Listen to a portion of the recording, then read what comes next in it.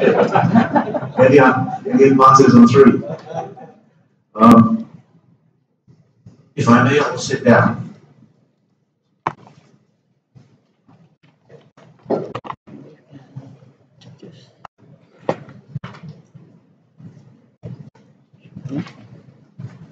Okay, here's today's agenda. Well, there are 2 parts to the presentation this afternoon. One, we're talking about insurance, and the other one is reinsurance.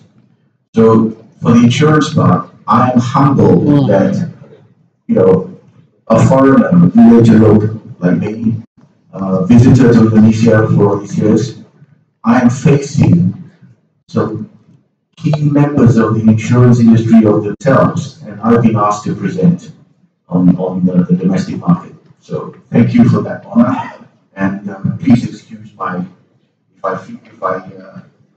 my observations are not as appropriate as perhaps yours are. We will be covering the insurance industry today, how it sits with other ASEAN markets, drivers of the insurance business, and my thoughts on the future direction. The thing when dealing with this kind of subject as to what we're trying to do, unfortunately, we can't avoid getting into numbers, charts, and graphs and stuff. So there'll be plenty of that. The other thing is that in terms of how it sits with the other ASEAN markets, it would be very relevant if we can look at specific countries. So I've chosen 4 specific countries that we can look at to see how we compare, we in Indonesia compare to these other countries. And they are Malaysia, Thailand, Philippines, and Vietnam. And there are reasons for it.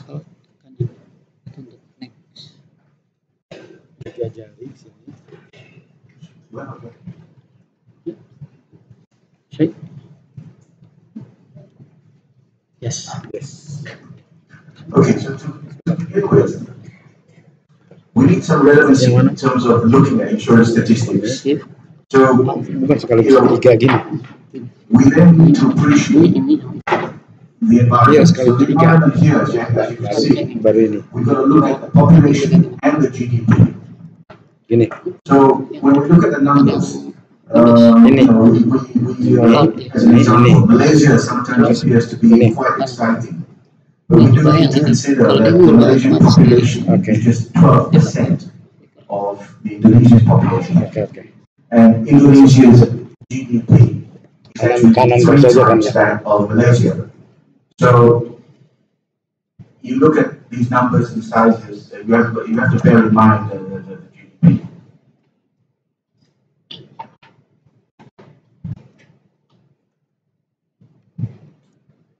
So, like in all points of relevancy, what we look at here are per capita premium spend. Now, there are 2 measures of the relative development of the insurance industry. One is the premium expenditure per person, and the other one is the relative size of the insurance industry as a percentage of the national economy.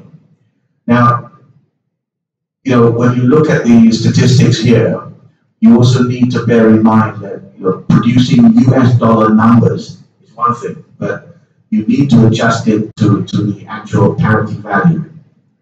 Meaning to say that $1 spent in the West doesn't get you very far, whereas $1 spent in Indonesia gets you much further. So in that sense, that factor has not been that's not been factored in.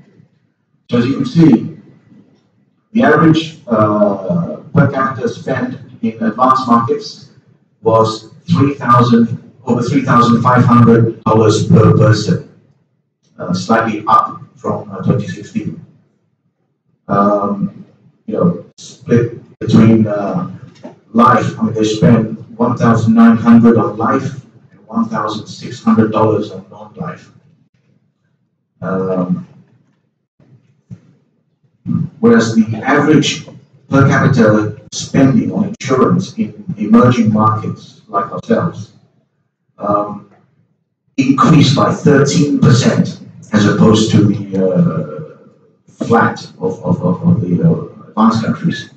But the values you can see, $166 total as compared to $3,500 that the West spends.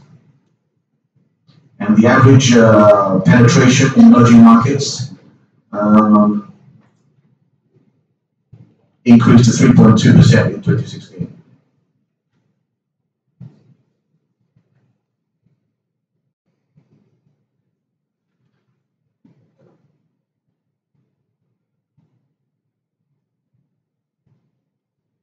Now, this slide, you can see from the interesting title, Union, is a warning to say, don't try to do some homework at 10 o'clock at night. This is what I did last night, and I kind of missed out, so I do apologize there. What I was trying to show in this particular slide is this is the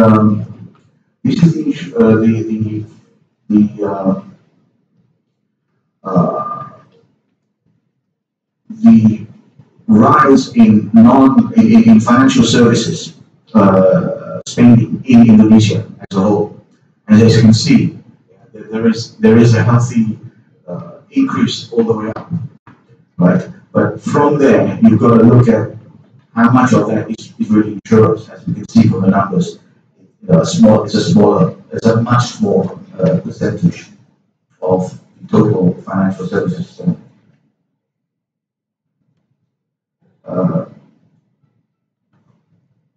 Basically, I wanted to put the two charts together because this breaks down the actual split, and as can be seen, the insurance sector dominates the other non-bank financial institutions in terms of growth, but the banking sector controls 76% of all total assets in the financial sector. The insurance industry accounts for only 12%, but it is growing at an average rate of about 20% per year. So therefore, the insurance industry within the total Indonesian financial services industry is growing quite rapidly.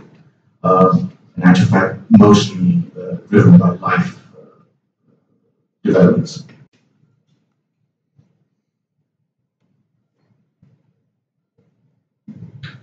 Okay, more numbers, charts. This is insurance penetration across Asia, as expressed as a percentage of gross domestic product.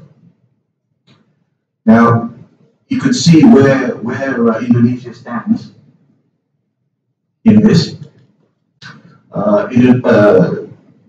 It's at 2.36%. Now, what this demonstrates is this. You look at Thailand, 5.29%. A healthy 5.29% of GDP is spent on insurance. Malaysia, 4.7. Indonesia, 2.36, up from 2.15 in the previous year. Philippines, 1.79. Vietnam, just over 2%. Now again, you've got to backtrack and remember the opening slides about the size of the GDP and the population base. So if you look at this, Indonesia still has a lot of potential, and that's really why there's so much interest in insurance. As a comparison with European Union countries, a basket of 15 countries, the average goes up to 7.9%. In the UK, for example, it's 10.16%. And you can see, for example, like Taiwan, 21% of GDP. The reason for that is that it's all again driven by life products, and what happens is that they tend to buy multiple life policies. I mean, here in Asia, we're lucky we get customers to buy one life policy, but in the advanced countries, either in North Asia or elsewhere, they buy multiple policies. That's why we draw these higher numbers. Studies suggest that insurance penetration ratios, these numbers the Indonesian 2.36, Thailand 5.29. Studies demonstrate that the insurance penetration ratios are greater than 5% if you're an industrialized nation. 8% suggests that insurance is an important element of the country's economy, and for developing countries like ourselves, it's within 3 to 5% to be expected. There's not another, well, there's lots more numbers, but another comparison that we can make. So we're talking about GDP, and we're talking about 2 to 3% being the take-up rate percentage of GDP that is in the insurance industry. If you look at another benchmark, is looking at healthcare spending in the country. If you look at as a percentage of GDP, if you look at the USA, which is the world's most leading kind of example of where rising medical costs are out of control, the US spends 17.1% of their GDP on healthcare costs. That's probably too high, that demonstrates inefficiency. The UK spends 9%, whereas in the emerging markets, Thailand 4%, Malaysia also 4%, Indonesia coming up to 3%. So you can see there's a correlation between how much we spend on healthcare and how much we spend on insurance. Sorry? This is these healthcare spend is inclusive of they pick up all types of medical related expenses, including compulsory and non-compulsory. So in the States, sorry. Yes. Before it's even lower. Yes. I mean, and at the other end of the scale, in the United States, companies, major companies, say like the motor companies that are now struggling to make money, the motor companies now have to recognize that something like $3,000 or $4,000 of actual production cost goes towards financing healthcare. So like a big American, when an American buys his car, they have to, like the owners, the company must recognize that the bumper, the cost of the bumper actually goes completely towards looking after the sick people on their employment base.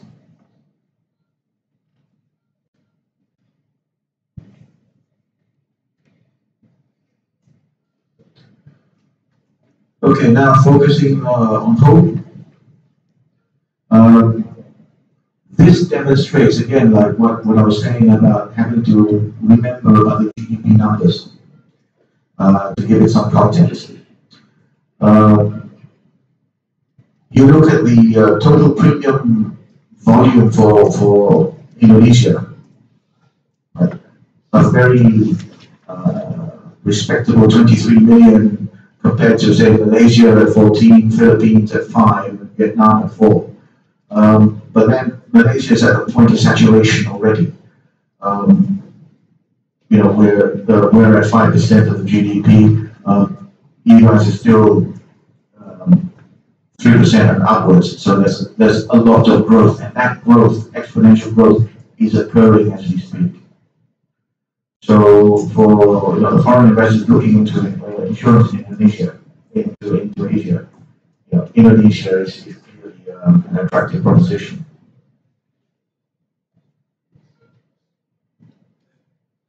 This is now the life numbers, and again you can see the life insurance companies. They salivate when they see these numbers.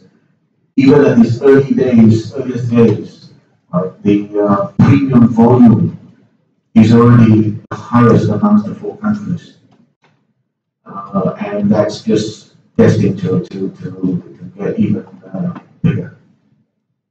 Hence the activities of the foreign life companies.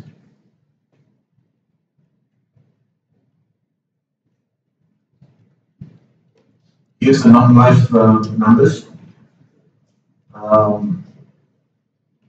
Again, as you can see, to keep repeating the point, Indonesia is at 4.6. Malaysia is also at 4.6, but Malaysia is going backwards in decline. Indonesia is on the rise. Compare that to the global total. Asia generally contributes to around about 34%.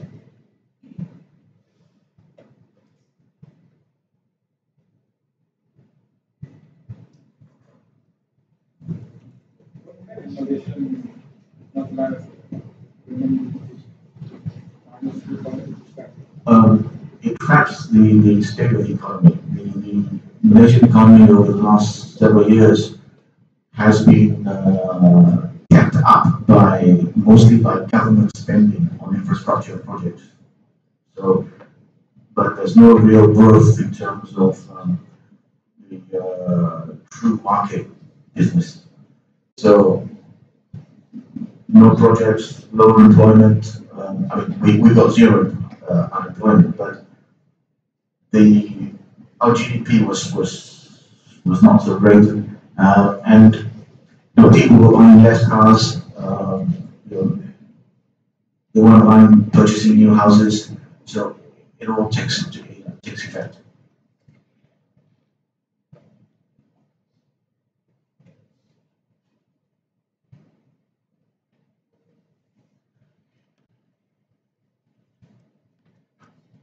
More sexy numbers here.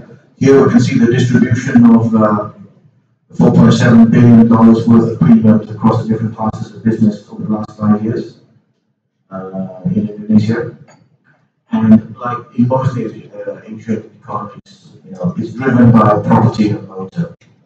The loss ratios are still attractive, and overall competitive landscape can be viewed with as 3 distinct segments: state-owned insurance companies, conglomerated like insurers focused on property and motor, and the foreign companies. About half the insurers belong to conglomerates. They are linked up with banks, but with a number of other financial and non-financial entities. The top 10 property casualty companies, together with their bank relationships, represent about 55% of these premiums.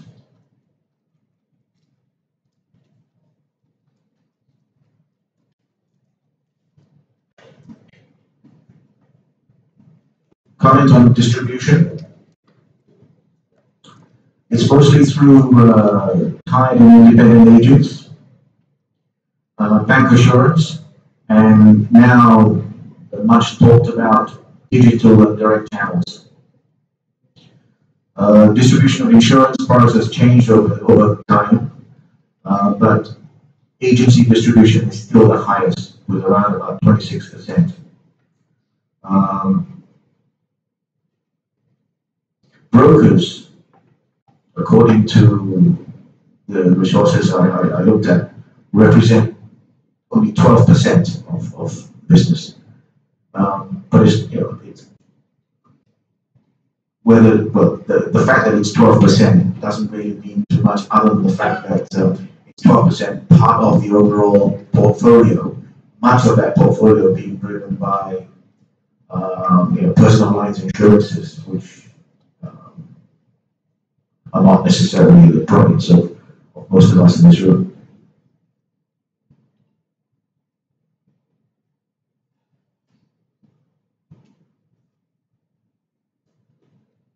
Having said that, looking at the distribution channels across the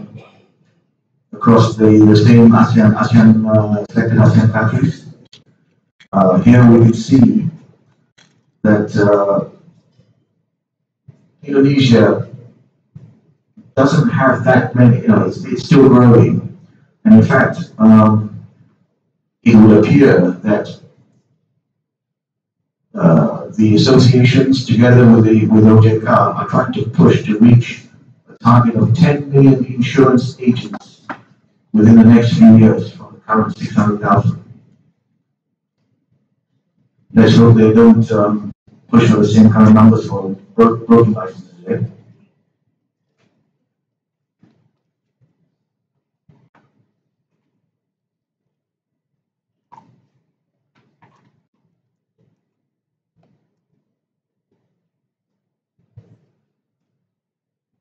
A comment on life products. Most of the Indonesian life activities is actually centered around investment in products linked to unit trusts. So you know, as you can see if you go from the earlier slide of the numbers, I mean, it is impressive growth driven by these investment products. KPMG project the life market to grow at a compound annual growth rate of 13% a year for the next several years. So exciting times for the life companies.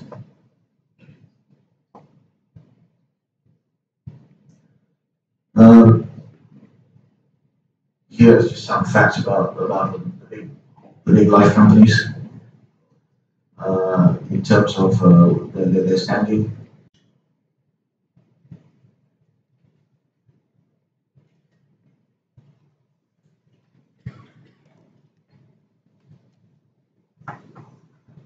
And I'm not going to say too much about this. This is their the market share and you know, just a different way of presenting the numbers to get an appreciation as to the growing fast-growing life market.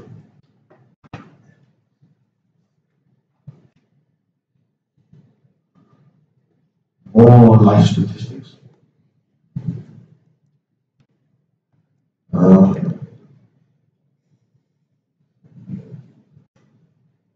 Yes, better.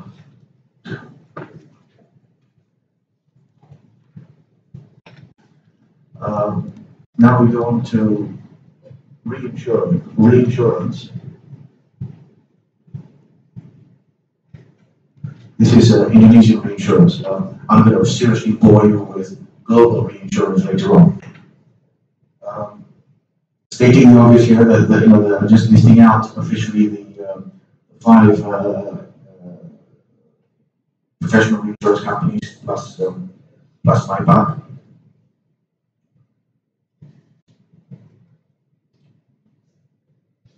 This is how much they write. Interestingly, they like the according to these numbers, they it looks like about 20% of the premiums. This represents roughly about 20% of the ceded premiums represent about 20% of the total premium, although other stats suggest it's higher.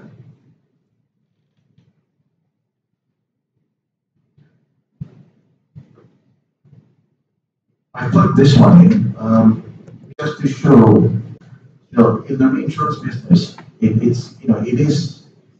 it's a tough time for reinsurance companies, and this is statistics on certain ASEAN reinsurers. The numbers didn't change too much from 2016. So as you can see there, if you look at the combined ratios, which is the column on the right at the very end, that's the profitability of the insurance company, the reinsurance companies. You can see that the two the Indonesian entities, they are actually faring much better than the other Asian insurance companies, reinsurance companies. So that's something that we should be proud of our industry.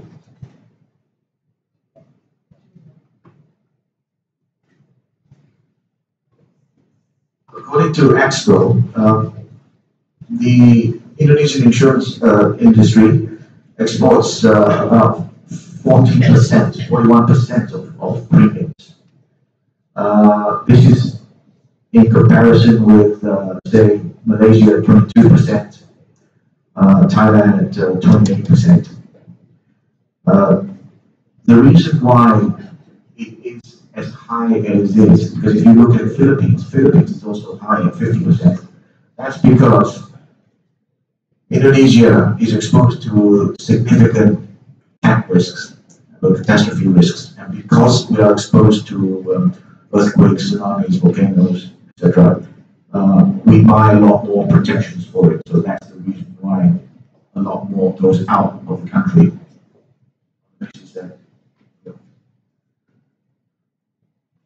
It comes in as claims as well as income. So that's pretty much the landscape of the insurance industry as I see it from these dry stats. And what we now need to do is to think about way forward. How do we participate and make this grow?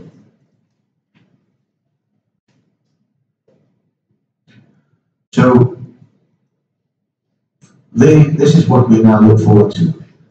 This is a snapshot of the potential size of of in terms of GDP, and you can see Indonesia just leads the way. So the size of the prize is so huge compared to the other ASEAN countries or the other Asian countries. So that's a good starting point.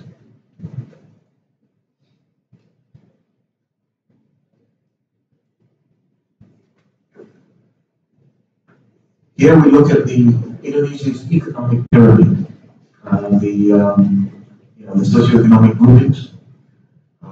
You've got people on more than $22 a day,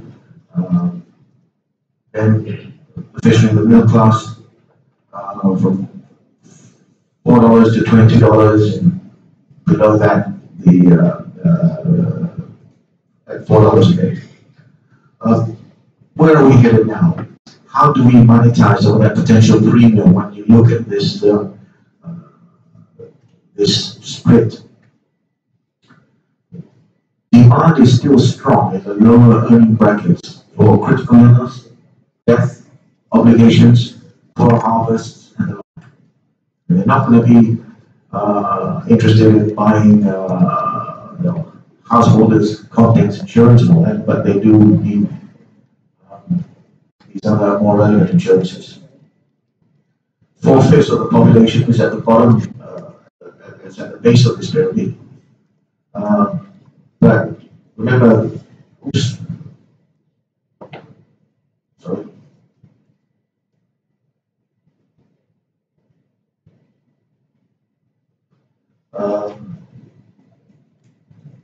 this group will eventually evolve to be in the next band, so that's where the real potential is. It is expected that there is limited, well, it is expected that there is limited awareness to insurance products, and only 22% of the population have access to bank accounts.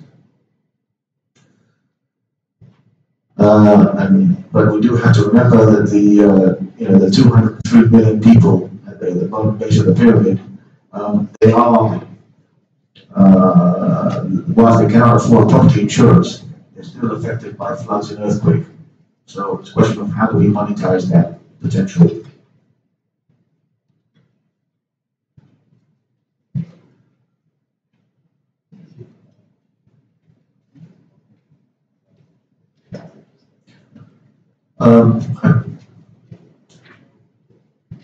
In terms of way forward, we need to think about who are we selling to now.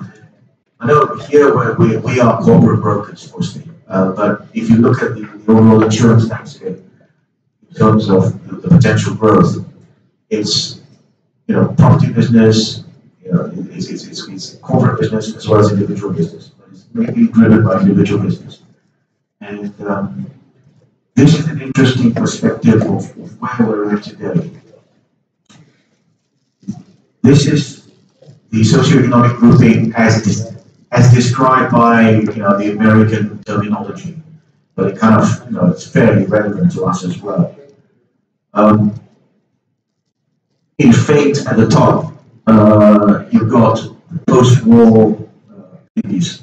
Like post-war babies, they're now in their 90s. There are not too many of them, but these are, if you reflect on Indonesia, these are people like Lim Soo Young and all that. It's from that generation. Those guys came in, they set up the businesses, they saw the business opportunities. After that came the baby boomers. Into generations. The baby boomers, they were more focused. They were the ones who were told to become doctors and lawyers and become more proper and all this stuff. And they are the ones. In fact, I guess some of us here are baby boomers. Their perspective on the world is very different to the next level, the next generation, which is from Generation X, the ones born in the 1960s. And I guess this is the point. We really need to understand what drives each generation in terms of their buying decision, whether or not they need insurance coverage, how much are they willing to pay, etc., etc. So not only at the individual level, but I think all of us will have found when we're prospecting to even a corporate level, depending on the age group of the people that we're talking to, they've got different views on the relevancy of insurance, or they prefer more of a relationship situation where they're guided by good advice, or they have a bit the younger ones. They're completely driven by the specific numbers. So I think it's important that we need to understand our marketplace in terms of the mindsets of the people who are buying the products.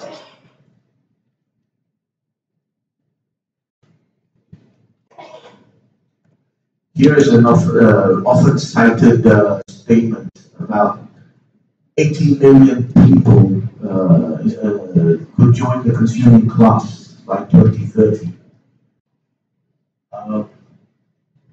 That is another example of growth potential.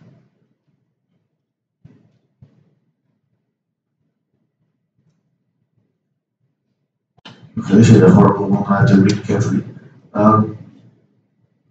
Again, talking about this booming middle class, because I'm just to remind ourselves now, after China and India, everyone's looking at Indonesia, and because China and India have their complexities as we do in Indonesia, much focus is on Indonesia because it's perhaps considered lower hanging fruit. In a recent study, they came to the conclusion that 88 million people, so 35% of the population designated as middle class, who regularly spend more than 2 million rupiah a month on routine household expenditure. By 2020, this number is expected to grow to 141. I mean, 2020 is too far away. And this is a phenomenal kind of analytic to suggest the immediate spending power of future customers.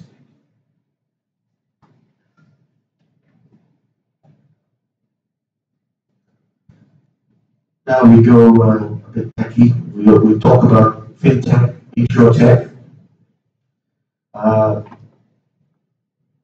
Insurtech is reshaping the market landscape, and this is where Indonesia does and will play to its strengths.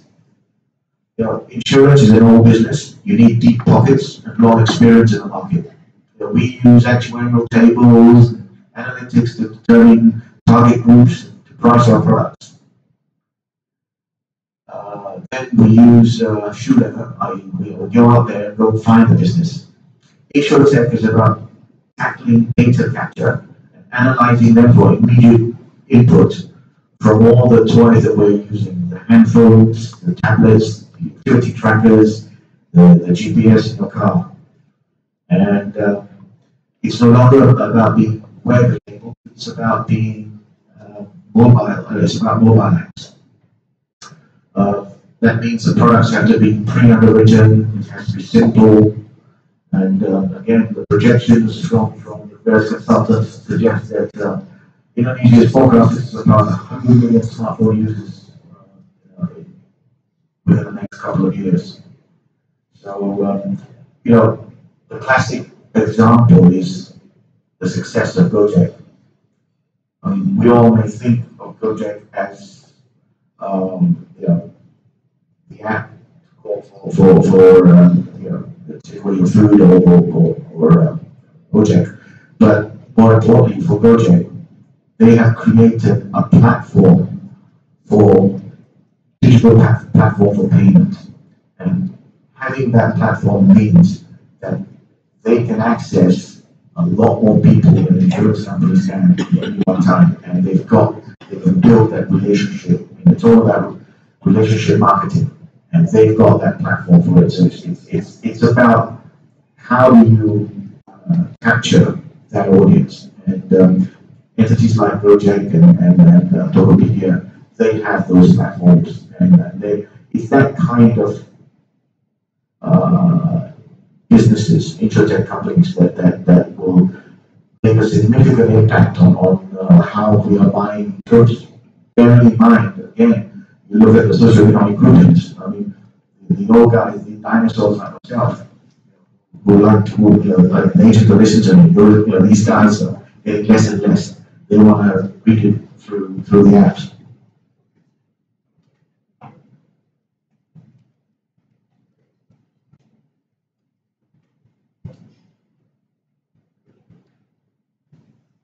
Again, another comment on this exciting sort of potential of smartphone users. You know, it's really funny. Within March, we it's not about selling the company, but it's just I reflect on how we as brokers are trying to get up to speed with this, even you know, because that is obvious the insurance brokers in the world, you know, that Marsh is. We still haven't got it right. We still haven't figured out how do we actually benefit and monetize from this. You know, much of our technical sort of capabilities are still sluggish, and we haven't really begun to understand the true potential power of you know, online business. So, yeah, it's going to be interesting. I also want to talk about cybercrime. This talking about specifically about the subject, but I just want to mention it because I think it's important for Indonesia and as a business and for us to be generally aware. Initially, when we were bombarded with all this sort of information on cybercrime from our various international organizations, I thought they're trying to sell something that where's the real exposure? But the exposures are clear and present. I don't know whether many of you will remember, but in recent times, talking about Asia specifically, there was there were attacks, cyber attacks on financial institutions in Bangladesh and Vietnam. The Bangladesh one was where the central bank of Bangladesh woke up one morning and discovered that they'd lost several $1 million. That just went through. Much of the regulatory focus on Asia Pacific has been on data protection and privacy, but we need to pay more attention on mitigation measures and incident response. An alarming fact, according to KPMG, companies in Asia in recent years lost $81 billion in revenue through cybercrime or more. In revenue to cybercrime. More they lose, that means Asia lost at $81 billion. They have lost more money on cybercrime than the United States or Europe. And this is a dangerous combination of lack of awareness and lack of investment, which has resulted in companies being poorly protected. So I guess the big hit here, I guess, is immediately let's get to understand more about cybercrime and offer it to our clients. According to the Financial Times, up to 90% of Asia-Pacific banks and companies reported some form of cybercrime within the last few years. So that's really where I see immediately the potential for to monetize this. Yes, sir. Yeah, it can be. I mean, there are now several insurance products to cover cybercrime. Mainly, it is to do with business interruption loss, as well as replacement of rewriting the software and all that. But mainly through business interruption.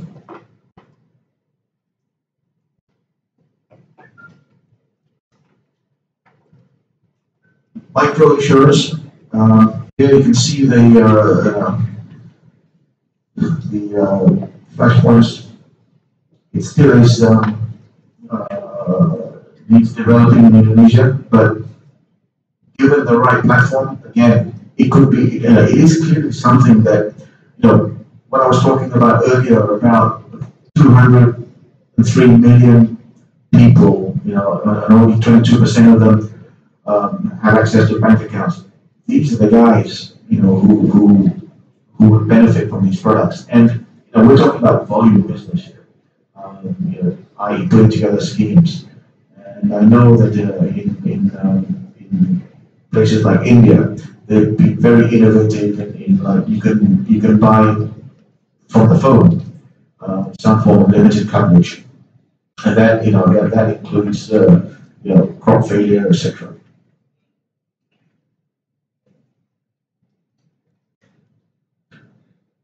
Okay, moving on now to Indonesian insurance companies in general.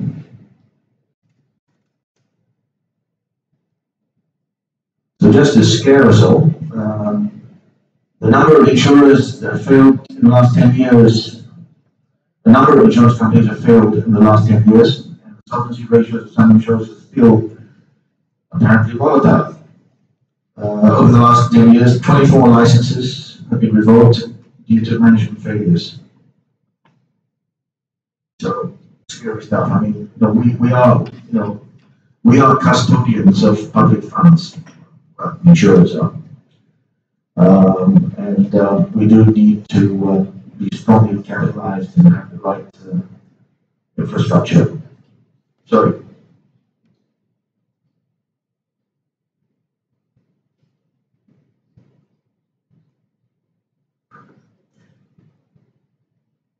So here's a snapshot of the solvency ratios of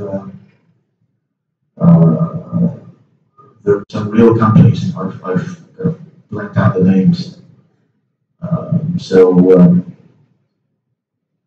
Yeah, it does not make good reading.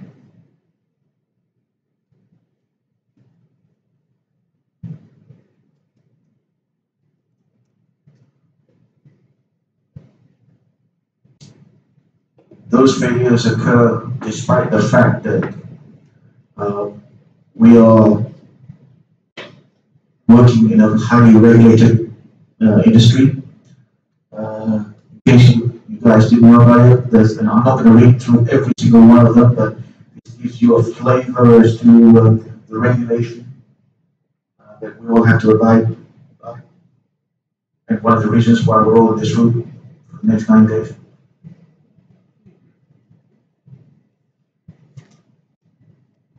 That's the second bit. That's not the same slide. This I've now changed to a different slide. And there's another third page of it. So all these regulations that we're all reasonably familiar with. And as if that's not enough for the insurance companies, this is the regulations on distribution channels and consumer protection.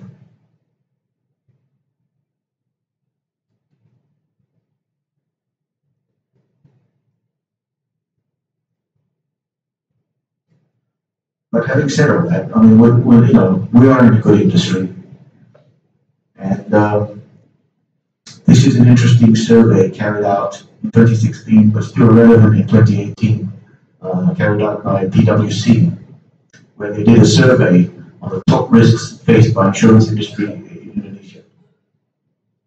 The key takeaway points for non-life companies were focus on profitability, moderately optimistic on market opportunity. That seems to be fairly on the mark.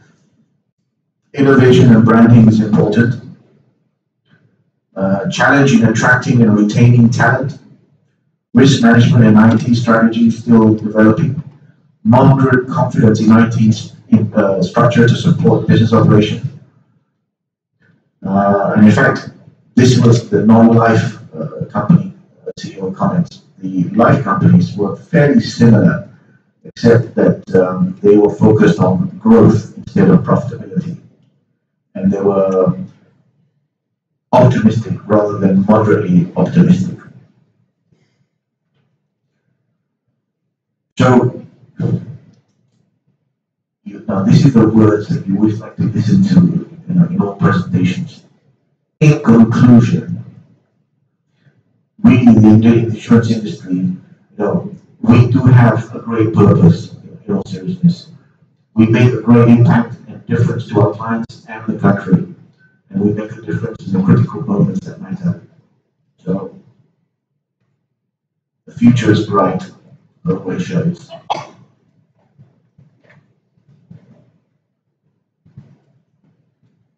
That concludes the insurance part. Now, are there any further questions and comments, criticisms? Does anybody want to talk about anything or challenge anything? So, yes. what does it mean? Pictures. Oh, no. See, the socioeconomic grouping, I'm a baby boomer born in the 50s, right? So I like Star Trek. Okay. That's Mr. Spock. He's got shades on, so the future's so bright, he's going to wear shades. Yes, sir.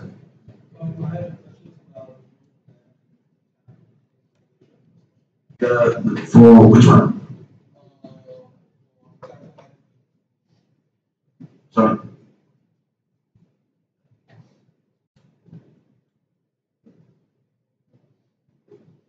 For example, the aggregators, they have to register as a broker, or is there a separate regulation for aggregators, or how does it work? Website solutions. I'm not familiar with it.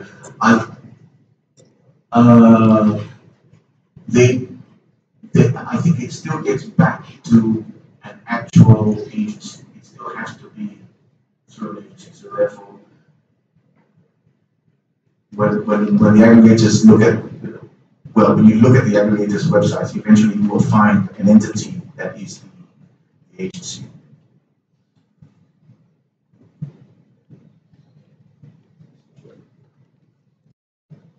My name is Santiago Gustavo from Direksi.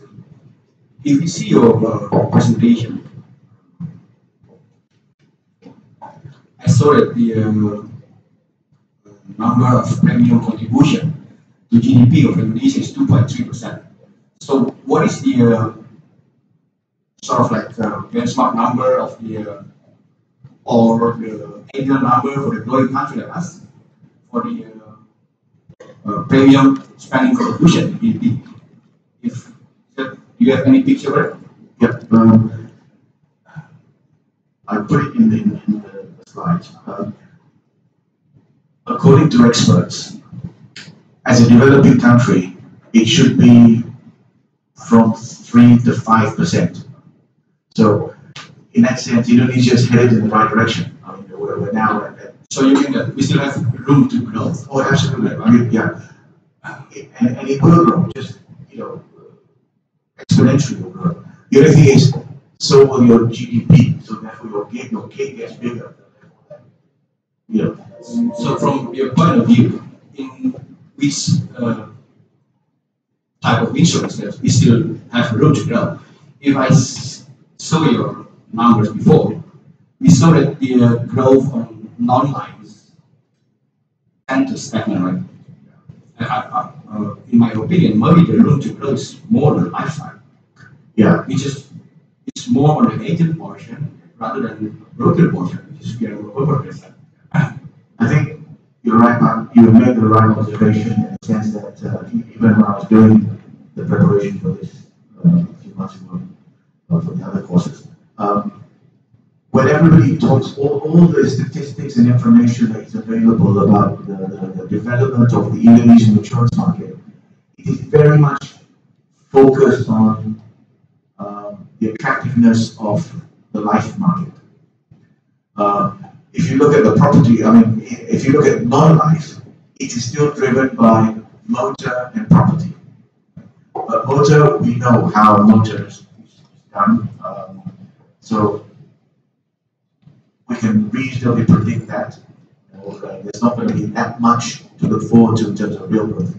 For properties, all of us in this room struggle to convince our customers to increase their values of their insurances, to buy a wider range of coverages, and recognize that insurance is an important element of their business. So yeah, we are still struggling. I guess all around Asia, not just Indonesia. Insurance is what the English expression is the necessary evil. It's only when the banks say, hey, you have to insure for your, even $1 billion projects, right? They won't insure it unless the banks tell them, please, you're not going to get a single dollar unless you insure it, and you insure it at this company, at this form of coverage, etc., etc.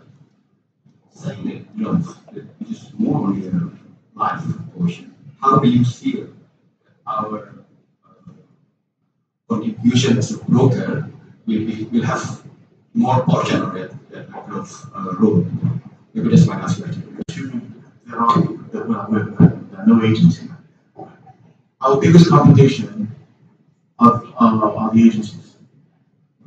What we have to do is to demonstrate a strong value proposition.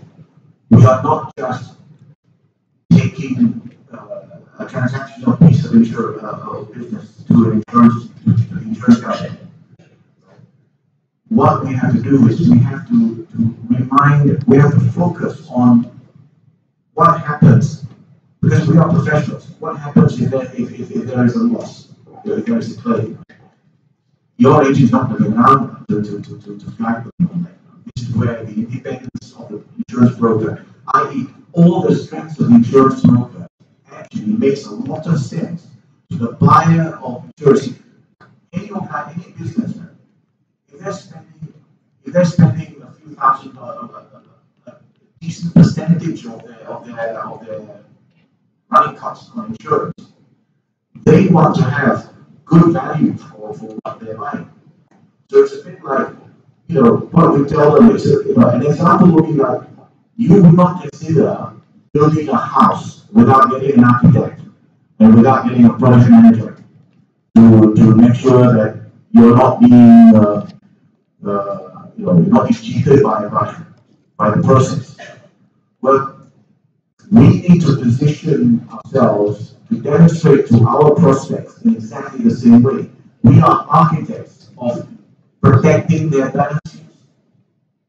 Now you want to go and deal directly with an insurance company with the limited options available? How do you know that $5,000 is the right price to pay?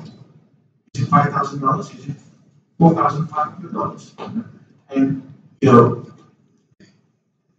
need to I guess there's no shortcut to it. We need to really convince our prospects that we are their business partners, especially when the times go wrong, and the value of our professional services is far better at a time when there's a problem. Yes, service excellence. And it is a struggle when they say, sorry, I'm getting deeper, my goodness.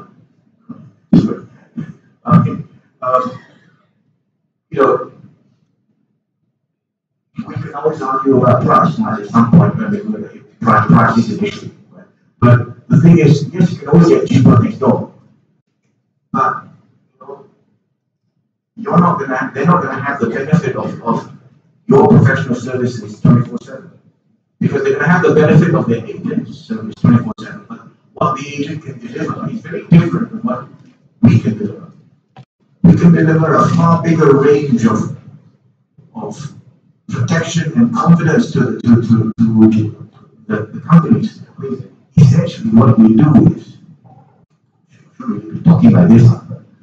What we should be doing is scaring the customer into thinking that if you really, do you really want to use that route? Because if there was a major problem, right, that affects your business, it's not about just the relationship.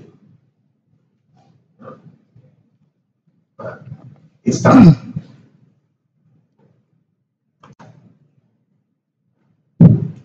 I guess if the government really applies themselves for the sort of government, as we heard that last month, Atau lanjutin aja selesai baru balik sampai supaya biar cepat selesai. Materinya tinggal sedikit yang ini Reasuransi.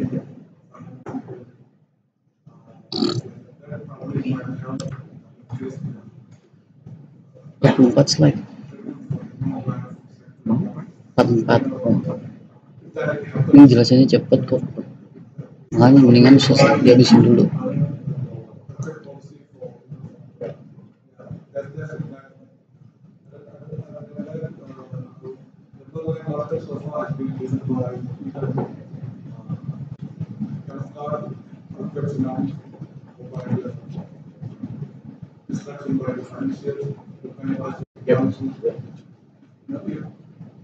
Those who really are willing to buy insurance, only the last sector I just can improve that. The way it influences the customer to buy insurance, just non-life, I don't think so. It takes after it's very, very,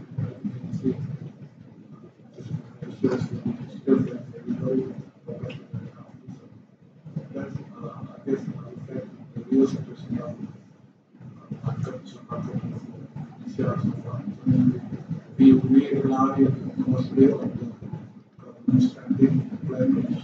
I think that will be better than money gives up. The federal government will follow that way, and it will help with to improve increase the market share.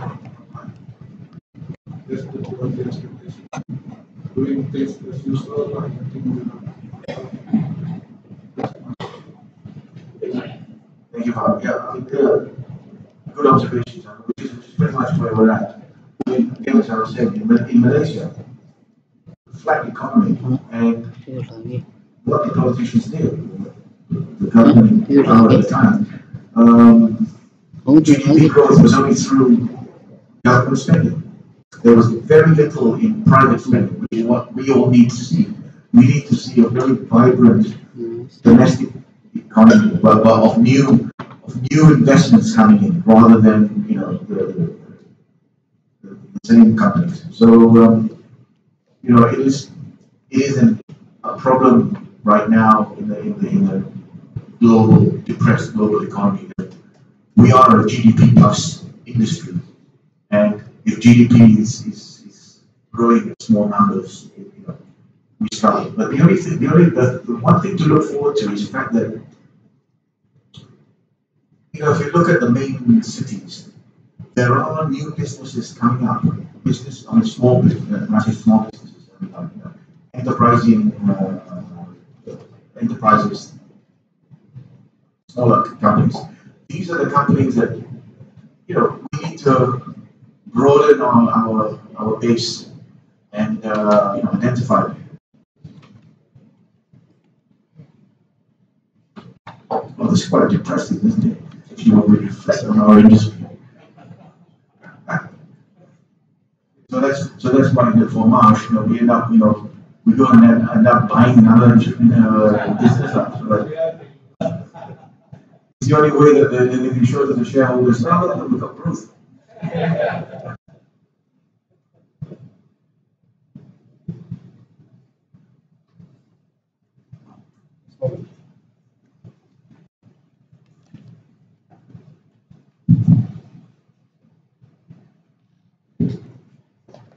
Hi, that's from Charlie. Just wanted an interesting presentation with all the facts because I see a lot of comparison with Malaysia. For a second, I thought you were pure Indonesian, but It shows. Okay. I saw the statistics of Malaysia and Indonesia. The red graph on 2014 getting quite high. Slowly, not slowly, but rapidly dropping over the coming years. 2014 was the implementation of the rating by OJK in Indonesia. The insurers were quite supported, were quite happy, were quite, they didn't have the engineering fees leaking out at that time. And similarly, round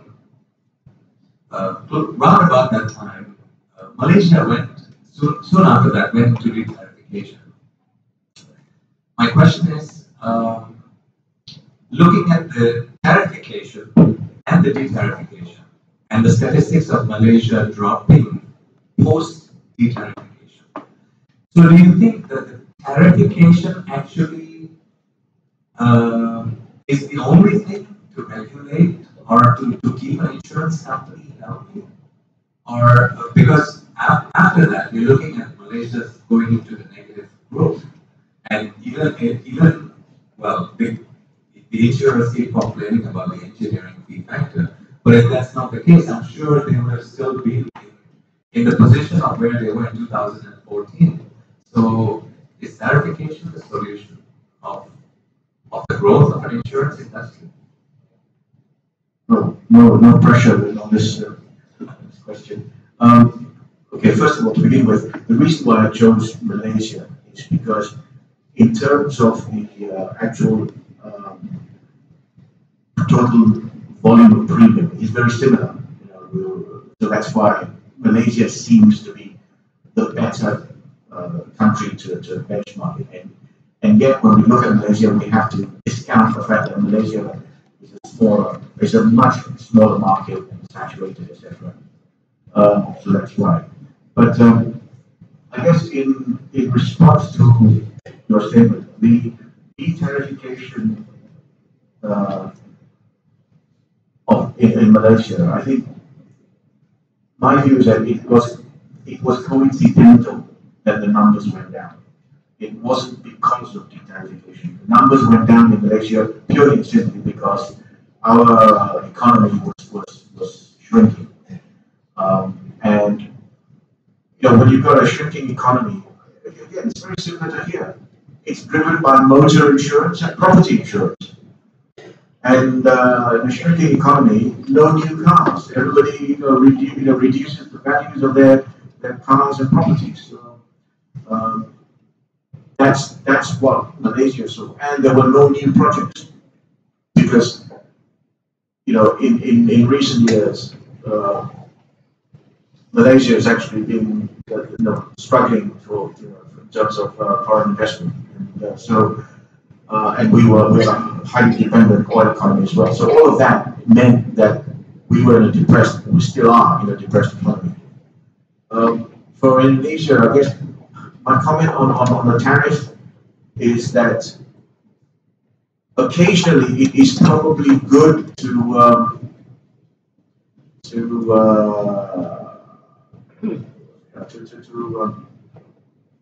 have this shock effect of tariffs and get everybody to be disciplined.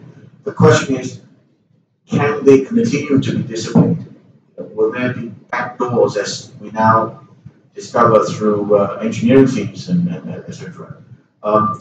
Again, talking about Malaysia, the Malaysian insurance market is very small. So any company that gets out of line,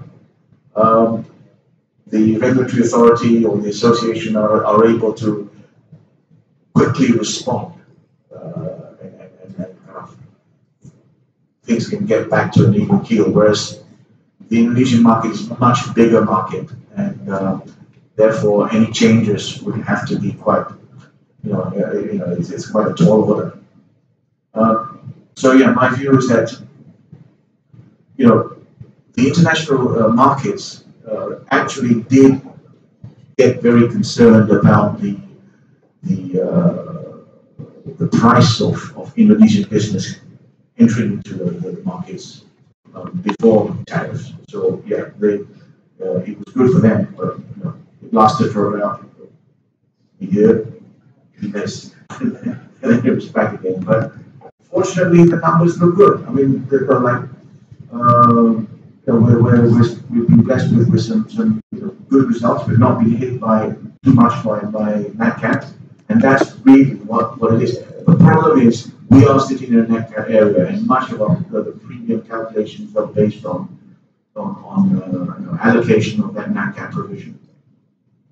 So for as long as there are, we've got benign, periods, then it looks fine. Yeah. Beyond that, I'm just too scared to reply.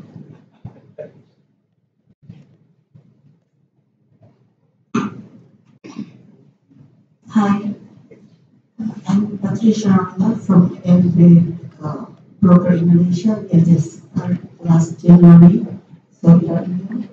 My background from life insurance.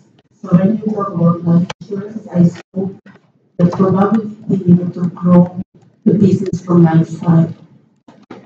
In terms of brokerage, I put attention in the life.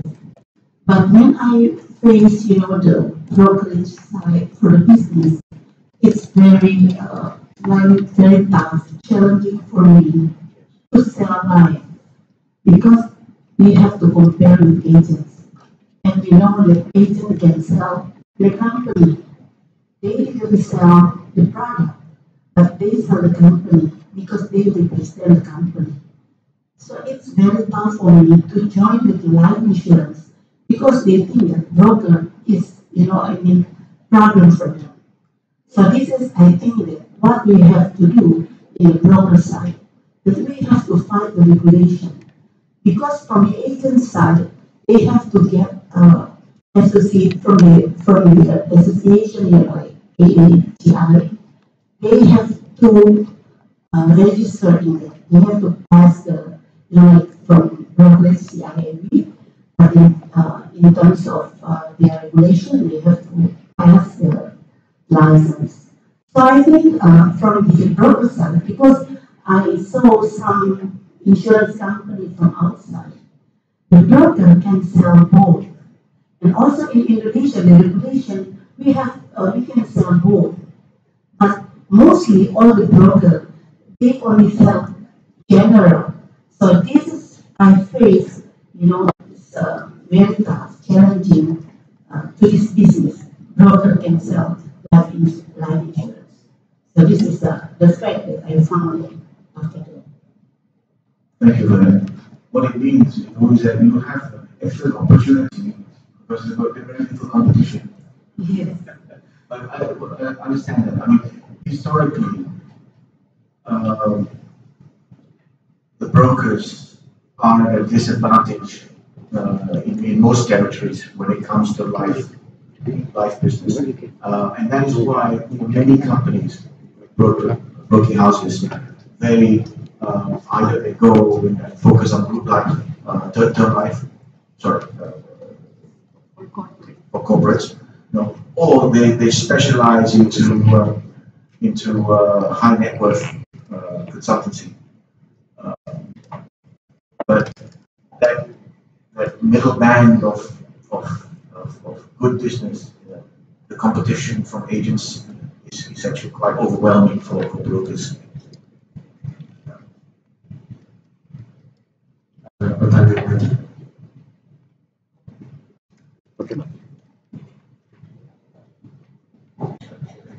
you. My name is Yudi from Excel Asia Insurance Broker. I'm very interested with your presentation regarding the insurance. But as we know that not only property insurance in Indonesia, we bring as well as in like from the target, how about the consideration of the maybe in Malaysia if you compare with the Indonesia market? But maybe the QB is close for the marine hub business and the other insurance also.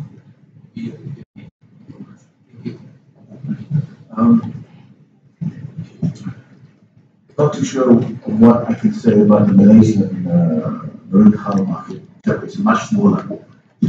We're not, our portfolio is fairly irrelevant to ASEAN terms. I think part of the problem is that the marine market overall has had globally has been suffering badly, and what more in Indonesia, where I think all of us who've got marine portfolios have seen the premium kind of shrunk, struggle to make sure that the clients stay in business and they pay us the premiums, etc. Again, it's not anything that it's basically outside of our abilities to influence anything on it. Regulation may help to force insurance. I mean, especially hopefully when the cargo regulation comes in, that would help. And in that sense, yeah, I'm talking about tariffs and all that. In that sense, any help that the government provides to retain or focus the business and the premiums in a domestic way, that's always very good, and that's what's needed.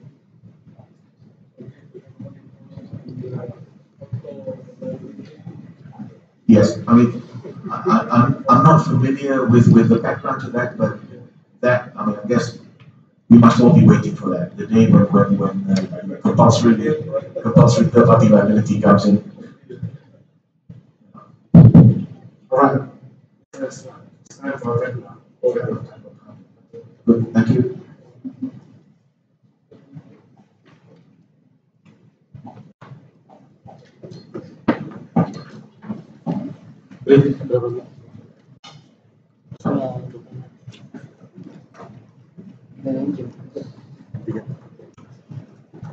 Jadi kita break dulu, kopi dulu, masuk lagi nanti jam 3:10.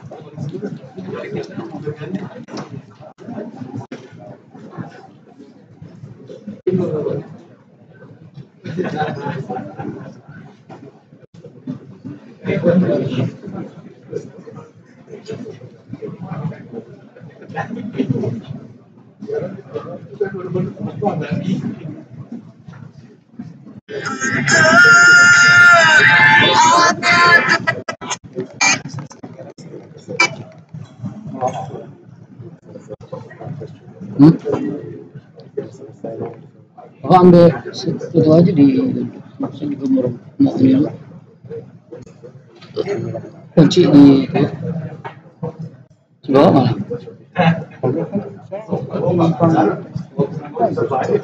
Iya. Ambil aja lah, aku taruh di itu resepnya. Aku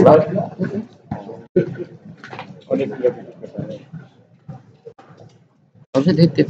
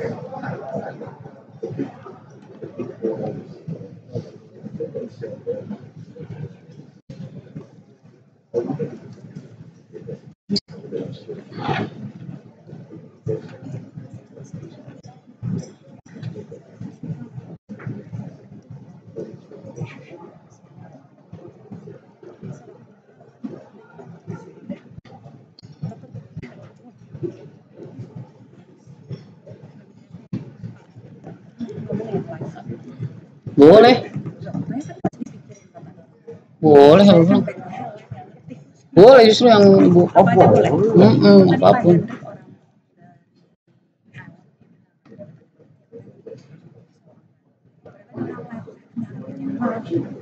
Enggak dibatasi.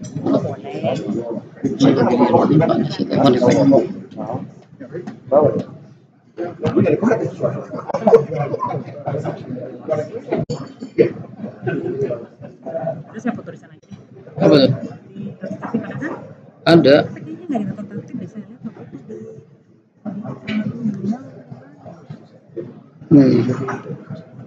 Ada. Kok ibu daftarnya dari asuransi sih, Bu? Data ibu daftarnya dari asuransi loh. Enggak ada nama di itunya kok dari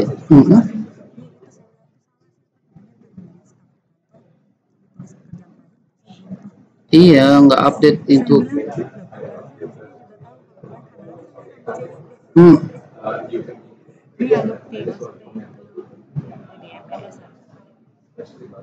CV-nya belum update kali. Yes. Oh, CV-nya Iya. Nanti CV-nya sudah update ya? Usul aja ya? Sama itu. Ada tuh yang banyak beliau banget ya. Awal-awal aku masih baru daftar deh. Saya cari-cari nggak dapat mana lupa. It's in the cyberspace. Nanti CV-nya nyusul aja ya setelah acara ini ya. Ya tapi itu harus diperbaikin absennya, masa absennya dari Udah. Baru masuk. Kenapa kita belajarnya nggak tiap hari sampai malam, jadi nginep sini selama minggunya Maunya Bu. maunya.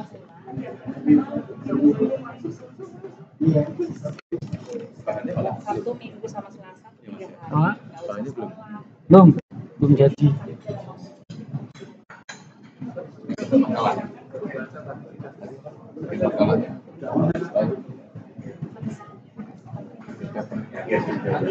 Mata pelajaran. Enggak, yang ceramah aja, yang ada tulisan ceramahnya. Enggak semua.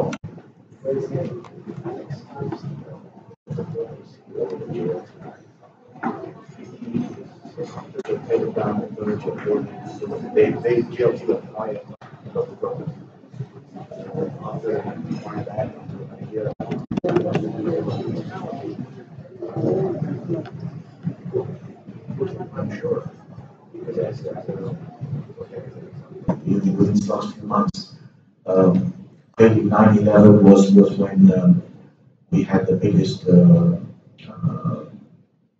effect. 9/11, by the way, was probably the last time the world saw a hard market. Immediately after the 9/11 incident in 2001, I believe, in September, for the next 18 months, responded to it. So insurance is good for you.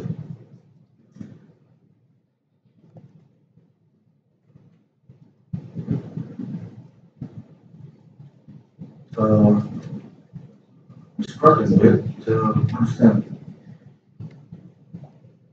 This is basically reflecting the fact that insurance has become mainstream, a mainstream element to society. That we no longer, it's no longer an unknown.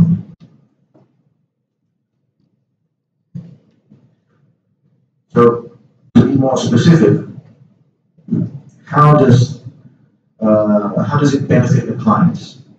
Okay. So what we've got here is what it does, the function, what reinsurers do, and the benefits for the clients. The clients here are insurance companies and not customers. So risk transfer. Yes, we all understand the importance of spreading the risk. So the reinsurance marketplace facilitates risk transfer, which stabilizes financial results of insurance companies. And the benefit for those insurance companies is that it becomes a more attractive investment proposition and benefits from reduced cost of capital. Risk finance. It offers reinsurance as a good, effective substitute for borrowing. Instead of borrowing money, you pay reinsurance premium. And from there, you free up your capital in order for you to be able to underwrite more business. Information. Support clients in pricing and managing new products and expanding their geographical footprint. I.e., how do you charge? How do you charge? And what do you charge a customer? That's what reinsurers do to help insurance companies. And that, obviously, for the insurance companies, helps to promote profits. How do the same things, those same elements, risk transfer, risk finance, and information, how does that benefit society at large?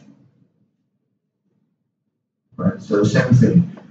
But what reinsurers do, they diversify risks on a global basis. So instead of just insuring for all the earthquakes and tsunamis that are potentially happening in Indonesia, we can now have an exchange mechanism where we can spread the risk.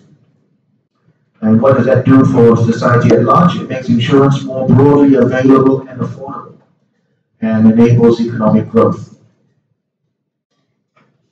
Risk finance and capital market functions, as mentioned before, much of the premiums are invested, and it provides long-term capital to the economy on a continuous basis. If you look at the world's biggest pension funds and investment vehicles, most of them contain a heavy proportion of reinsurance premiums. For information, we talked about the fact that reinsurers help to price the product, i.e. to price it adequately to be able to withstand the losses, plus an element of profit. It incentivizes risk-adequate behavior, which is a nice way of saying that you better, install sprinklers if not, you're not insured. So that is what they do in terms of how they help participate in the economy.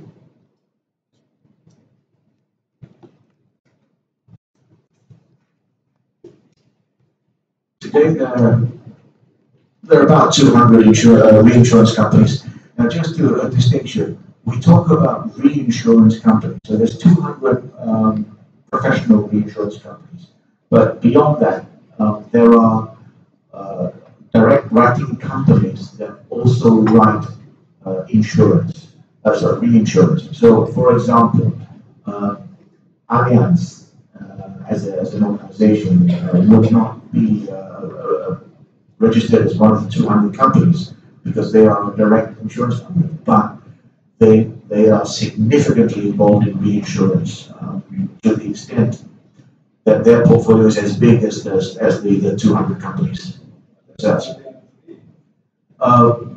There's Allianz Re, there's Allianz Global Corporate Services. There's so many different entities of each. I mean, each one of these Western insurance companies, they are very well structured to pick up any piece of business that moves across the planet, whether it's insurance or reinsurance. They've got a vehicle to pick in. Germany, USA, and Switzerland are the three most important places where reinsurance companies are based, as well as Bermuda and Lloyd's. Lloyd's today is obviously of less relevance than before, but certainly still important. As I said earlier, beyond this circle, a number of large primary insurance companies also write reinsurance business. Annual premium income of 200 billion, and shareholders' equity about the same amount. The reinsurance industry has a strong capital base. Like all good things in life, we're so dependent on North America. Roughly half of all reinsurance business come from North America. And this reflects the huge size of the market as well as North America's exposure to natural catastrophes and liability risks.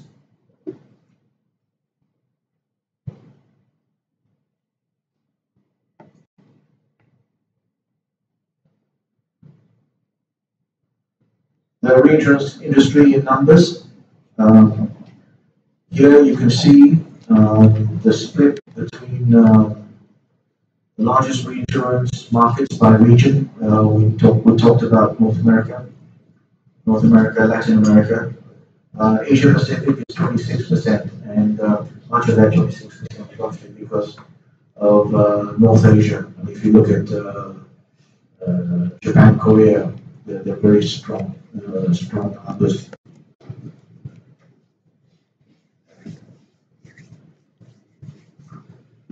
This list of top 25 companies, non-life reinsurance companies, as compiled by AM Best. This is from their 2015 numbers, and in actual fact, the 2016, 2017 numbers ranking don't vary that much. But what is interesting here is what I like to focus on again is that if you look at the combined ratios,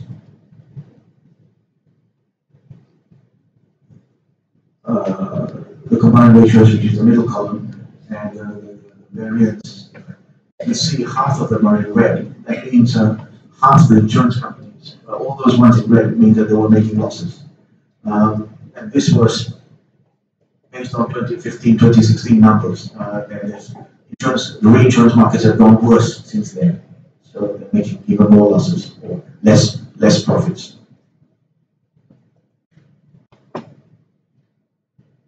Here's another cleaner snapshot of the world's biggest reinsurers with their names and the kind of premium numbers that they're looking at. So,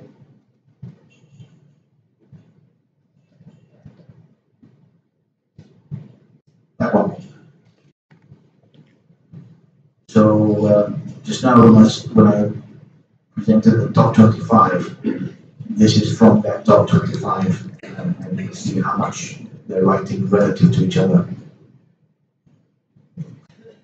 Dominated by Munich and Swiss.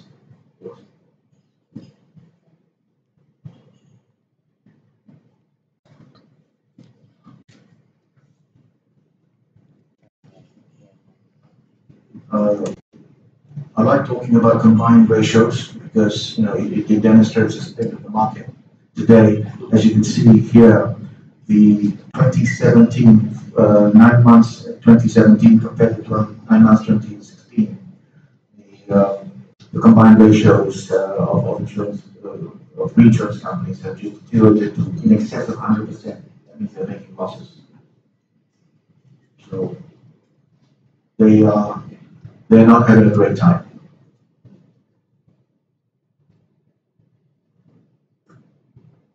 More on looking at combined ratios. This is of certain reinsurance companies. Here you can see they're all hitting the high they're in the 90s, and they are. Yeah, it's just another reflection of the state of the market.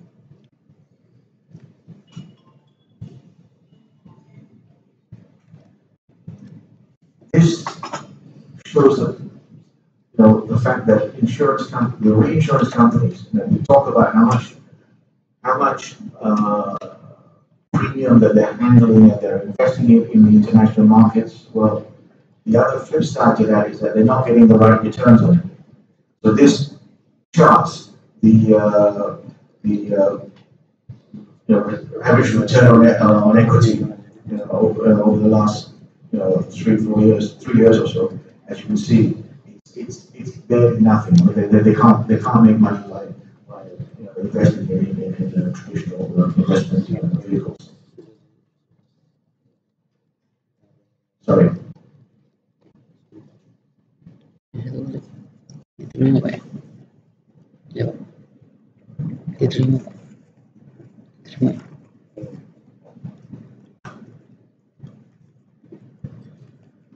Yeah, this is another slide suggesting that I'm going to rush through this. I would have talked more about why reinsurance companies are now struggling to maintain their level of profitability.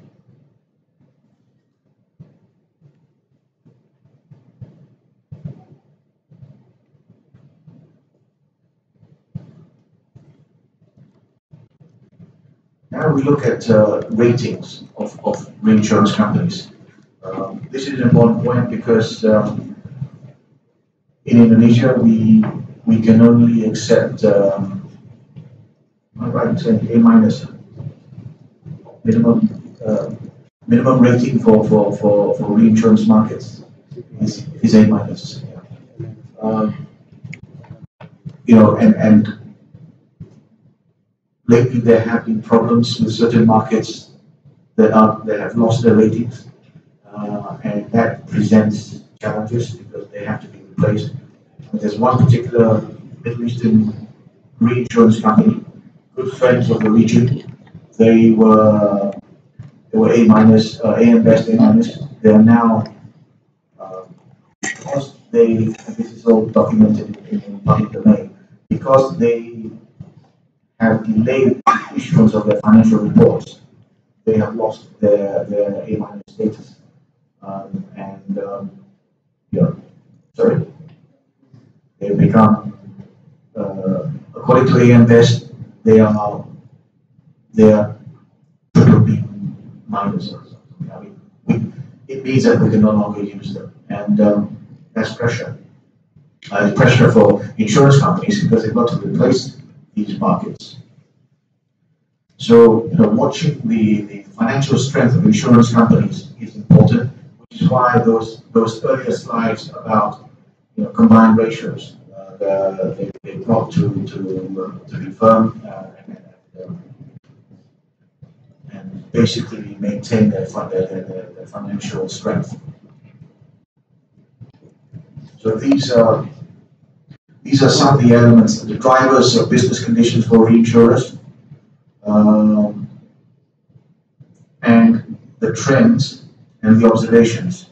Basically, this came from rating agencies, and basically all these slides suggest that reinsurance companies are really struggling to make sure that they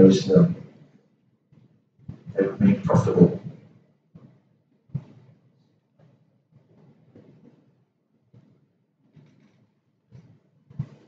So, start.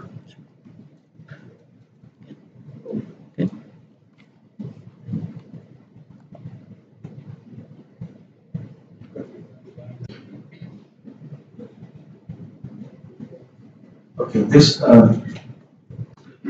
slide is interesting. You see the stress factors here: reserve shock, catastrophe shock. Reserve shock, severe reserve strengthening, and then the next one: 1 in 250-year shock loss, 1 in 100-year shock loss, 1 in 50-year shock loss. The impact. In the next column, you see the impact it would have in dollar terms, and more glaringly, the last one, the number of reinsurers ratings at risk. So you can see nowadays, right? We don't, when we talk about 1 in a 250-year loss, we don't expect it to occur we don't have to wait another 250 years. It may occur, in a few months' time. We now have more than 1 in 250 years. Same with 1 in 100 and 1 in 50, i.e. the frequency of all these old data that we suggest were events that will only happen once in every 250 years. That data doesn't seem to be accurate because, we're not, as I said, we're not going to wait another 250 years for it to happen. So let's hope Tambora doesn't happen too soon. But the point here is that if you look at these events, what they are, the cat shocks and the softening of prices, etc., the number of reinsurance companies whose ratings will be affected, that is quite concerning.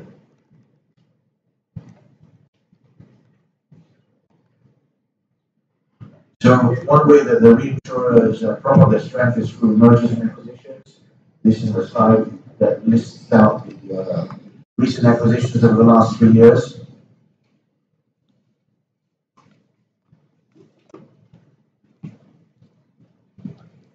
And this is what drives them to do so. So I'll stop at 355.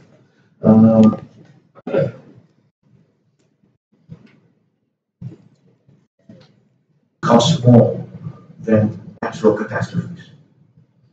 So, operator error still causes more money than earthquakes and tsunamis.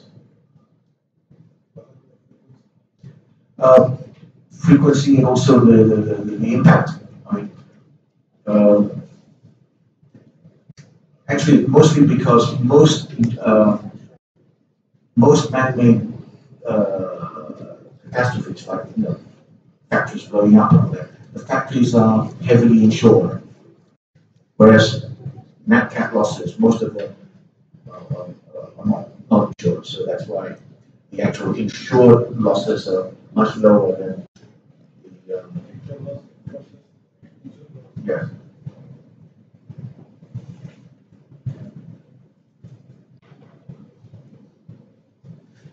Again, I would have loved to have gone into more into detail of this.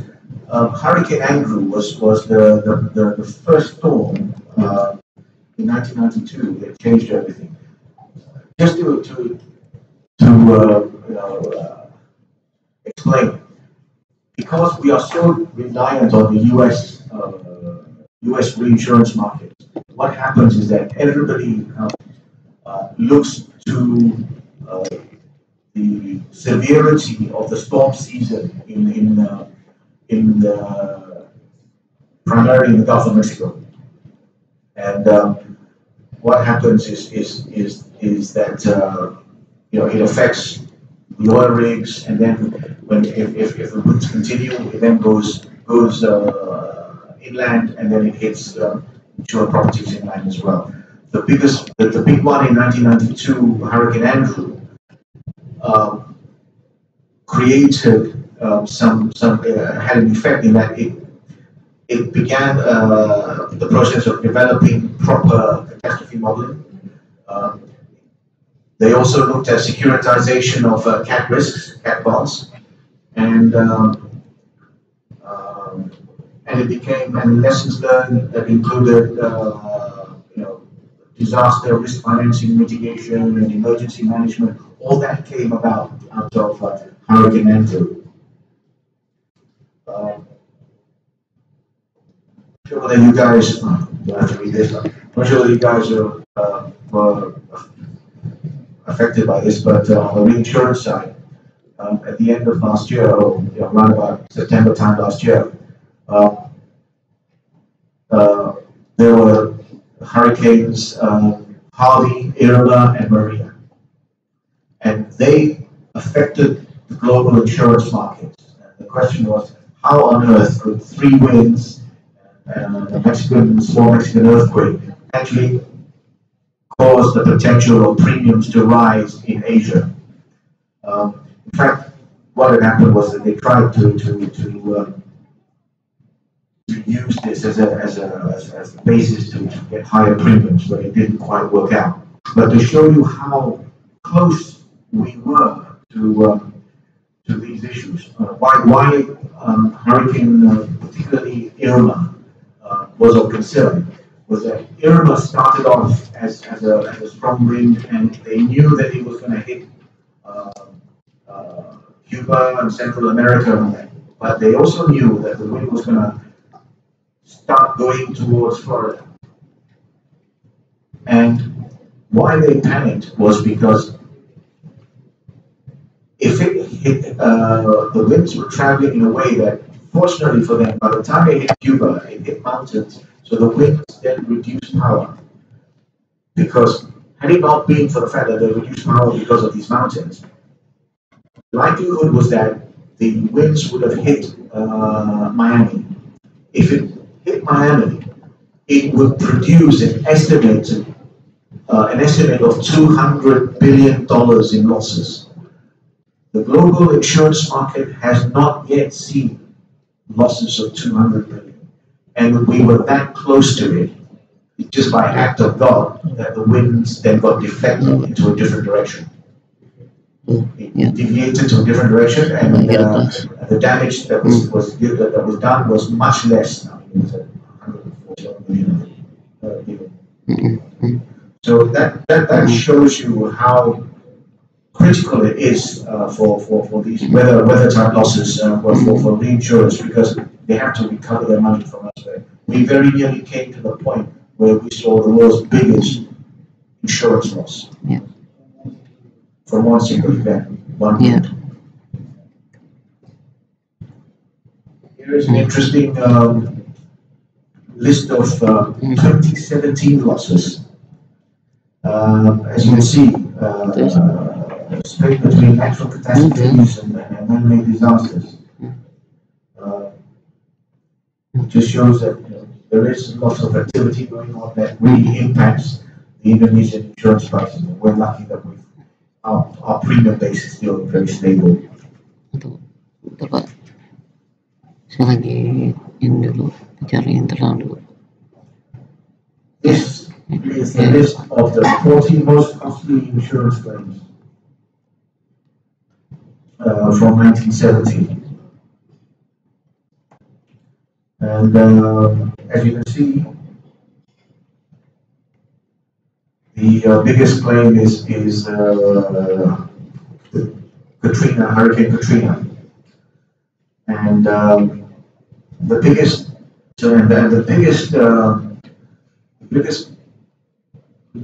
man-made loss was in fact the attack of the 9/11. So natural catastrophes are far more expensive. Just an interesting point about 9/11 in terms of basically what happened was, remember, was the World Trade Center, the two towers. A bit like what we were talking about, an incident of a 1 in 250-year incident or a 1 in 100-year incident. There's an expression called black swans. It's a black swan incident. So we cannot dismiss, well, there can't be 2 black swan incidents in 1 year. Well, that was the situation with the World Trade Center, and that the owner was a nice, shrewd Jewish gentleman by the name of Mr. Silverstein, I believe. And he only insured the value of 1 building any one time, even though he had 2 towers. But on the basis that he won't lose 2 towers at once, that won't happen. Guess what? It did happen. So he had to go to court to try and get his claims made.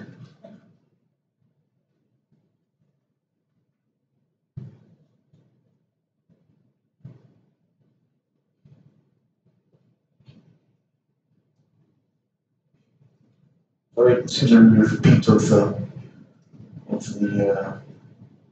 the slide. This next bit, I'm not going to go through it, but basically it describes, the next few slides go to describe how a reinsurance company is run.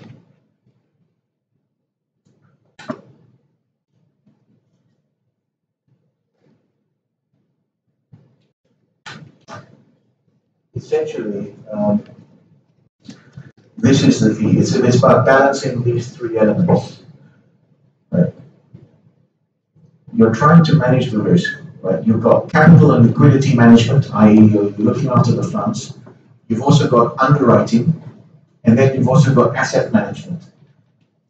And somehow the reinsurance companies have to manage all 3 elements in order to be able to sustain a credible business and produce a positive combined ratio.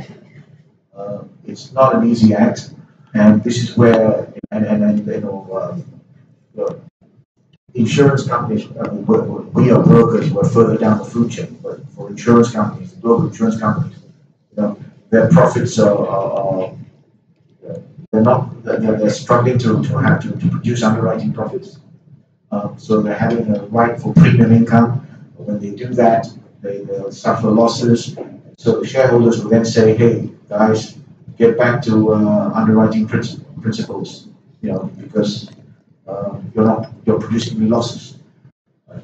So there are all these issues, and all these are backed by the reinsurance company sitting at the back end, which makes it even more difficult for the reinsurance company to give that kind of support.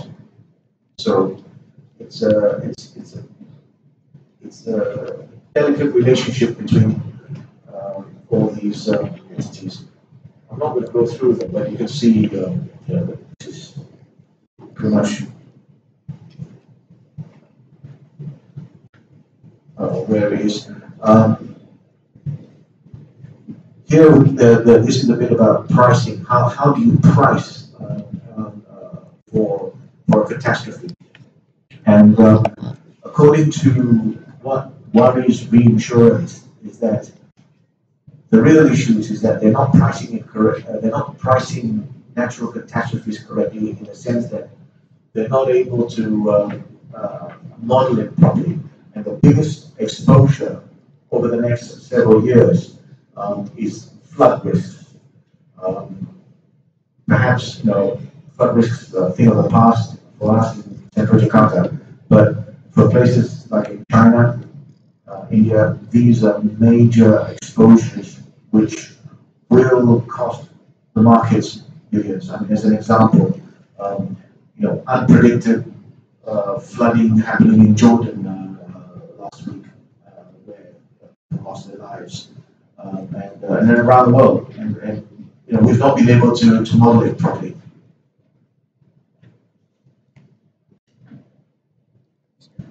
These are slides talking about the asset management.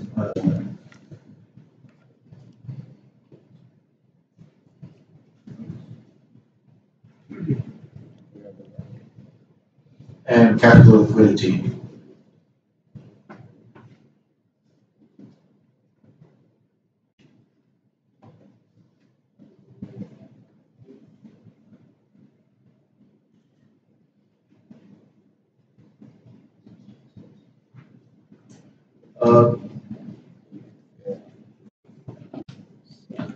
The question is, with all these issues and me talking to you about all these dangers that are surrounding insurance companies, reinsurance companies, are they too big to fail? The answer is no, they're not. The way that the business model is structured, there will not be a systematic collapse of the reinsurance industry, because it takes a long time. I mean, specific insurance companies will probably be affected, but not the industry as a whole. So we're not going to see, it's not going to be like a run on the banks. Insurance is a lot more stable and a lot slow, but if you destabilize the foundation, then we do have issues. But essentially, we are fundamentally different to banks.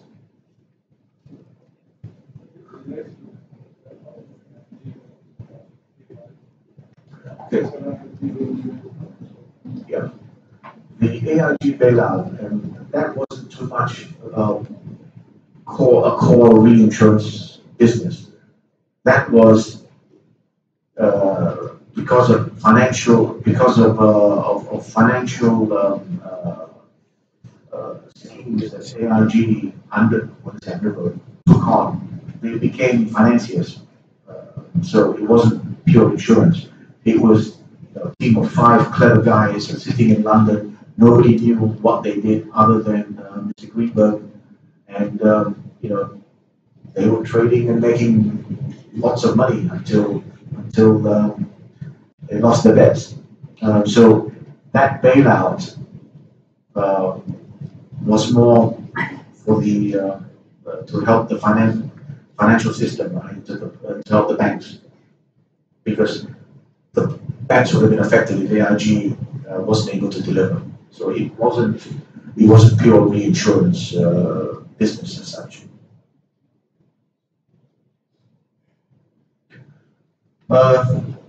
Penultimately, reinsurance was invented to help societies deal with bigger risks with economic growth in the 19th century. Reinsurance continues to help companies and society to tackle some of the biggest challenges of the 21st century. And what are the biggest challenges of the 21st century? In conclusion, cyber and data privacy, we talked about that. Population growth, putting stress on local resources and challenges in addressing the aging population. The older the population gets, the more it adds on to healthcare financing. Longevity risks, managing shortfall between pension funds and assets and liabilities. Energy security, the need for huge investments in generation and distribution.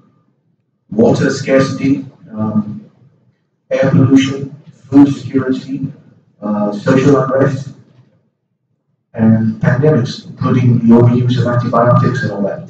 These are kinds of, if you look at this scenario, you look at Indonesia, we're not exactly shielded from some of these. These are real exposures, and that's not, and that's additional to the NatCat exposures that we deal with.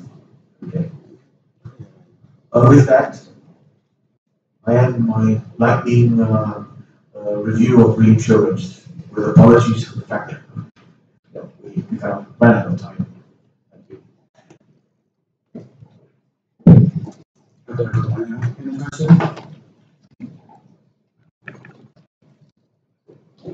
All right. This was a very comprehensive presentation from Mr. Swan. Please, ladies and gentlemen, give a big applause.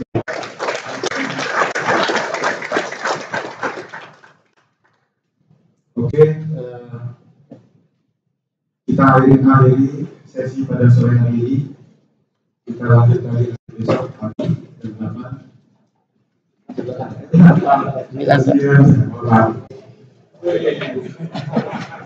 kasih. Sampai ketemu lagi besok pagi. Assalamualaikum. Tempat saya update di grup. Tempat saya update di grup, Pak. Oke. Tempat akan diambilkan, ada kemungkinan kalau nggak salah beberapa kali kita ada di tempat lain. Oke. Demikian. Saya terima kasih. Assalamualaikum warahmatullahi wabarakatuh.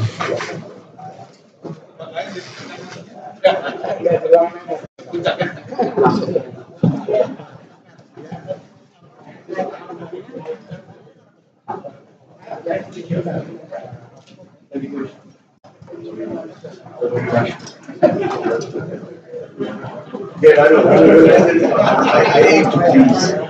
Would you like to have some?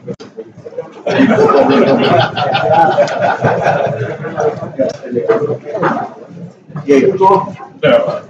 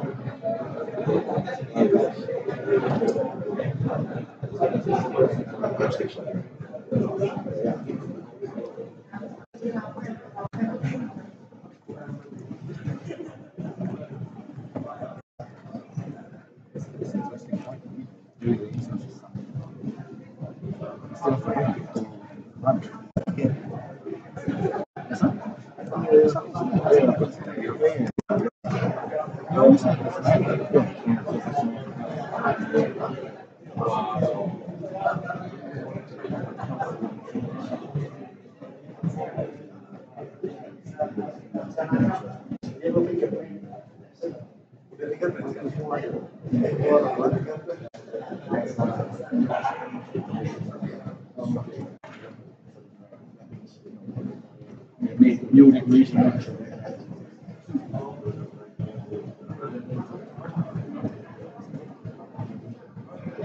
Using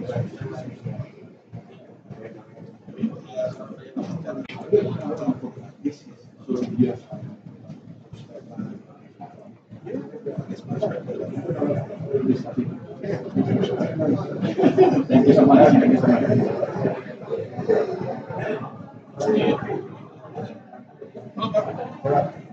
How long is it? Oh, so you work here? Okay. Okay, because I thought you were in Malaysia.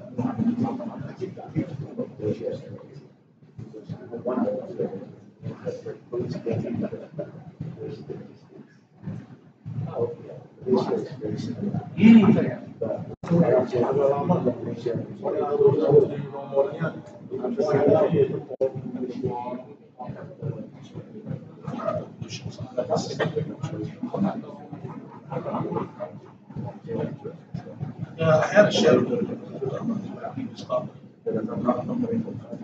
We did about 50-50. And yeah, so I was visiting for some months.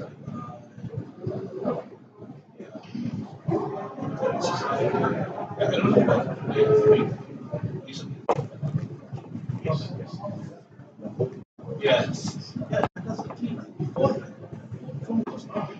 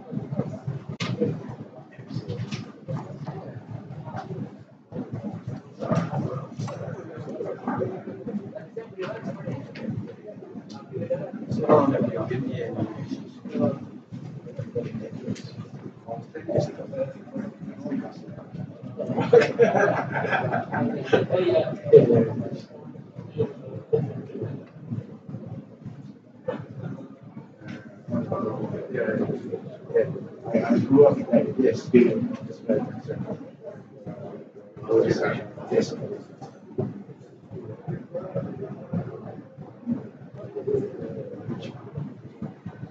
Well, actually, I just moved from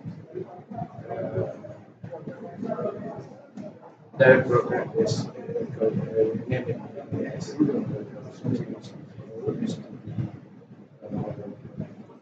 state almost all of our current state company.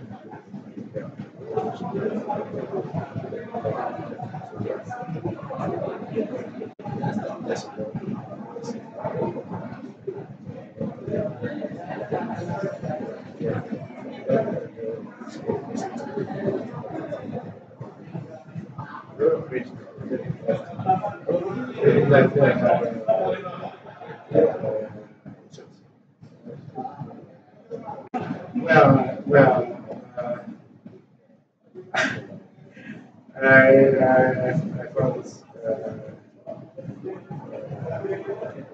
scary for me actually. Yeah, because for the long term, it seems to me that the losses collaborated because the cover mostly the natural cover almost for 15 years, but for mostly for the retirement. You can imagine the retirement have a credit in the age of 55 for 15 years ahead. Yes. Yeah.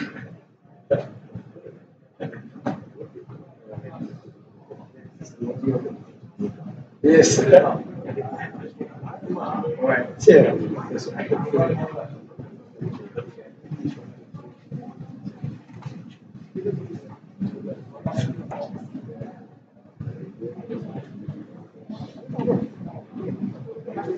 Oh, yeah. Yeah. That's right.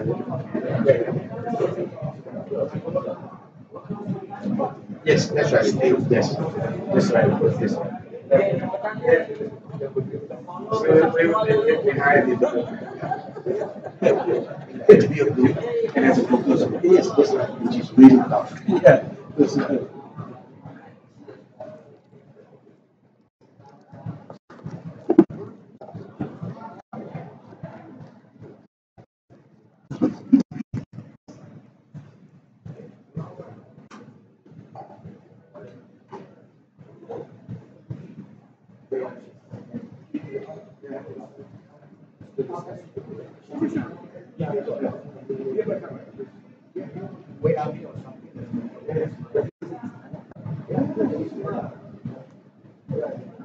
Yes, sir.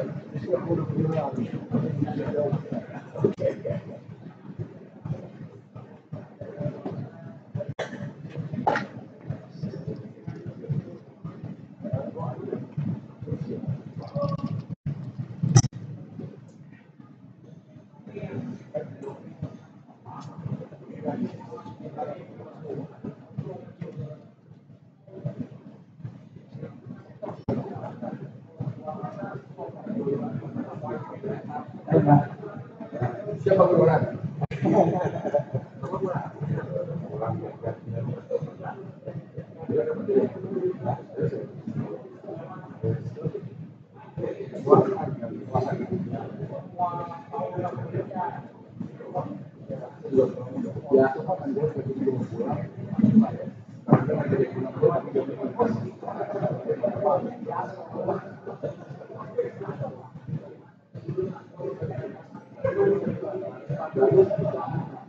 Jadi berapa 4 hari nanti malah dia 4 hari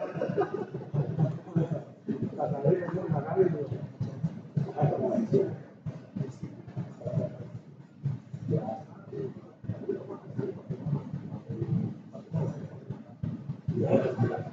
Saya sekali bantu di pindah ya. Betul. Itu yang kurang.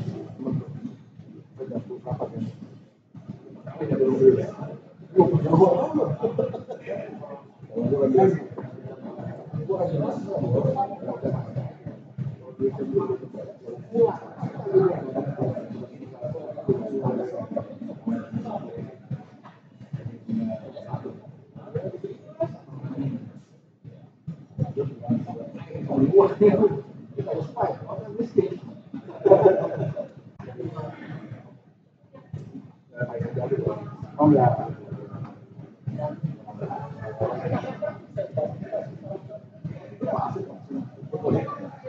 Saya sih sekarang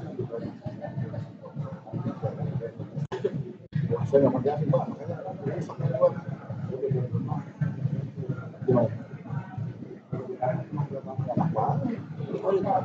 Kalau sekarang sih dia gampang, kalau itu lebih gampang gitu.